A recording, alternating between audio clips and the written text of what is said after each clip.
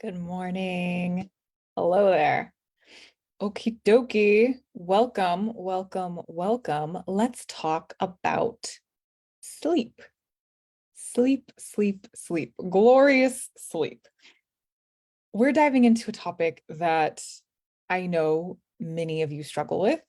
It's this relentless cycle of poor sleep and overstimulation. And I know that it really plagues so many people who experience high sensitivity. So I'm going to share why this happens, what to do about it, and then some tips that you can start to implement like tonight to start to break this cycle because sleep is so important and not sleeping sucks. So let's break this cycle. Let's get into it. For those of you who don't know me or need a little refresher, I am Devin, and this is another episode of Wednesday Wisdom with me, Devin. I am an integrative health expert, an Ayurvedic health advisor, and a holistic life coach. And I am the founder of the InnerSpark method. And I teach sensitive, deep feelers how to transform their high sensitivity from a source of shame and frustration and overwhelm and something that is wrong with them into their greatest superpower, because that's what it is. We just need to learn to understand it, support it, and embrace it. So let's talk about sleep and this vicious cycle of poor sleep that so many sensitive folks are trapped in. So, do you find yourself lying awake at night? I'm like, oh, yes, I'm not watching you. I'm just, been doing this for a while and I've also had my own experiences. So let me know if this is you, if this sounds familiar. You lie awake at night, right? Your mind starts racing. I was just talking to a client in the InnerSpark method community. She was going to do a practice yesterday, and she said that her brain started playing show tunes. So I'm like, oh yeah, of course, mine does all kinds of random shit. Playing show tunes is definitely one of them. So you lie awake at night, your mind's racing. Maybe there's show tunes playing. Maybe there's like memories of people you haven't thought about since elementary school.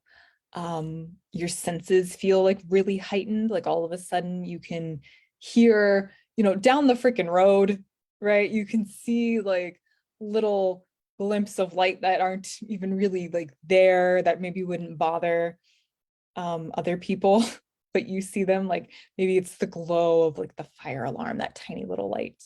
Um, Maybe the blankets start to not feel right, or they're too heavy, or they're not heavy enough. Um, and then it's like sleep kind of evades you. And then you find that this lack of sleep, the lack of really deep rest, leaves you even more susceptible to feeling overstimulated the next day. Right? So it's like we don't sleep very well at night. Senses get heightened, mind is racing. It's hard to get there. Maybe once we get there, it's hard to stay there because we wake up frequently. And then the next day, we're like super tired because our brain and senses were having a party the night before and not realizing it was time to sleep. We sleep at night, we can party during the day. And then the next day, this low level of rest, this low resilience leaves you more susceptible to being overstimulated. And so then that night when you go lay back down again to go to sleep, it's like it happens all over again because you're really overstimulated. Yeah. So tell me if this is familiar, if this sounds like you. And when you're trapped in this cycle, it's affecting everything, right? Your energy levels, your mood, your health, your relationships, your sense of like connection to your body, to yourself, to things around you. It really kind of impacts every facet of your experience. And so let's get something straight. This isn't just about being like a light sleeper, right? Like those of us, we can be light sleepers, but this is more than that. It's as a highly sensitive person or a person experiencing high sensitivity, your senses are constantly on high alert, right? You're like perceiving and soaking in and filtering and cataloging and analyzing everything in every detail, every noise, every change in light, all the stuff. And so after spending a whole day of just doing life in our modern switched on world, it's likely that you're already pretty overstimulated just from that. Plus, like your system is quite just naturally, if you were to sit and you're by yourself in a cozy dark room, also very, very on, right? Very, very sensing in your extrasensory experience of things, in your extrasensory system. And so this can make it incredibly difficult to calm your mind and body down to get a good night's rest. And the challenge here is real and intense, and it can leave you feeling drained and frustrated and confused and wondering what's wrong with you, right? Like maybe you've tried the things. You've like tried to take a bath, or I know there's a lot of really like trendy kind of supplement things out there, and you just feel like you can't do it, right? And so then it like creates more shame and like, what's wrong with me? Why can't I sleep right? I can't do anything right. And it sucks, right? It sucks. So there is another way, and you don't have to be stuck in this exhausting cycle. And so I know I just mentioned, like maybe you've tried to do some of the things, these like pre-bedtime things, and I'd love to hear what some of those are. And that is actually one of the best ways to bring a sense of relief. But the secret is, so the big kicker, the big secret, it has to be done regularly and consistently. And you cannot give up when it doesn't work on like the first, second, or even third night that you do it, right? Part of the blessing and sometimes challenge of being in a highly sensitive system is that things get very chaotic and scattered and like irregular, light, noisy, right? These kind of like these energies that are like up and out, these very air and ether elements.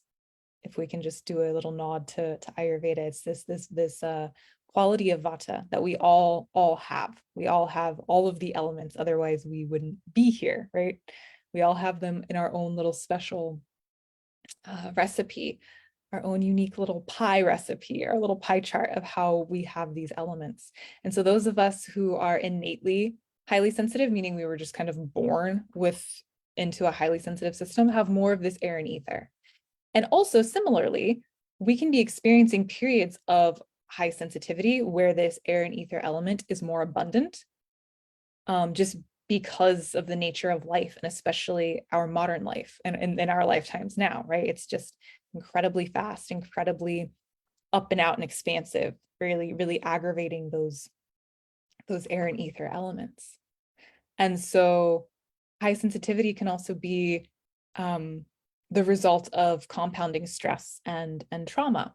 And so this is where it is so important. We must understand, support, and embrace our high sensitivity, whether it's innate, whether it's the product of life and compounding stress and trauma, some of both, doesn't matter. If you're experiencing these things, this part of you is a little bit too abundant at this time, and you need to bring your pie, the ingredients in your pie, back to where they want to be for you, for your unique recipe and ingredients balance. So when sleep is evading you, that is the like classic number one sign that there's too much outward, expansive, irregular, these kinds of qualities in your life.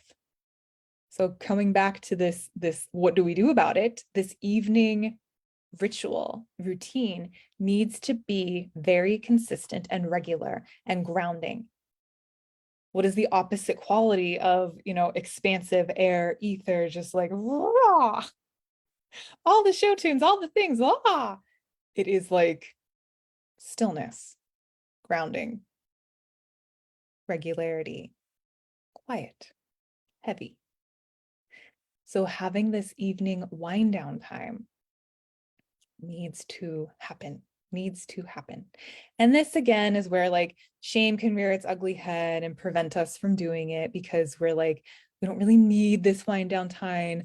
Other people around us don't seem to need it. Maybe I'm just too weak. I'm too sensitive. It's too luxurious to like take a bath or have some tea or like whatever your unique wind down time would look like. But the truth is it's essential, especially when we look at how much it's impacting like every aspect of our life. So how would your ideal wind down time look? I'm curious. What is like the one thing? And it doesn't take much. It doesn't take much. You don't need to have like this long, elaborate, crazy thing. It can just be, it's a signal to yourself to like, okay, we're coming down now. We're digesting the day. We're getting all the show tunes out of our system. We're like, letting out any of the little energies and we're coming down. Right. So like picture yourself with some herbal tea, perhaps a few calming yoga poses, some restorative poses with some props, some cushions. Oh, delicious. Maybe you're using blackout curtains in your room. Maybe you're putting a little piece of like black electrical tape over the light on the smoke detector. You're like, that's the second time she's mentioned the smoke detector light. That's because it used to drive me nuts and we have ours covered. Maybe there's a white noise machine if necessary. Maybe you have like a scarf or blanket to cover your eyes and the top of your head to really, and your ears to really just kind of seal yourself in. That's delicious. So imagine creating a sleep environment that supports your sensitivity instead of aggravating it. Yeah, that's what you get to do. So you have this wind down ritual, you got this cozy environment that is supporting your system in finding what it needs, the opposite of all of the qualities of high sensitivity, finding what it needs to bring some stillness and some balance.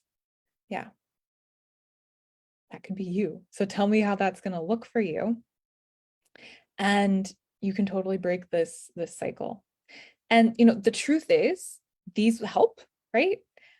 But breaking this cycle requires more than just a few adjustments, right? It requires a comprehensive approach, a deep understanding of your sensitivity and how it shows up uniquely for you, right? And how it affects not just your sleep, but your entire system.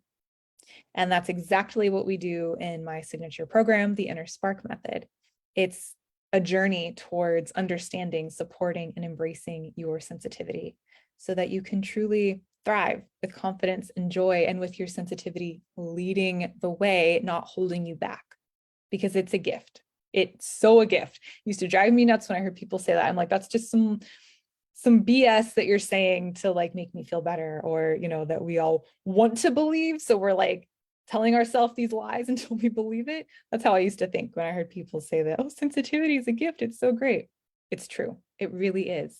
We just need to learn how to really safeguard it, how to really use it, how to align our life in a way that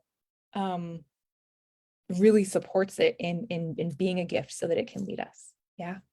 So if you are ready and looking for something else, if you're tired of restless nights and overstimulated days, if you're ready to break this cycle and transform your life, and not just the areas of sleep, but in like every facet of your being, I invite you to check it out, because you deserve more than just getting by. You deserve to truly thrive.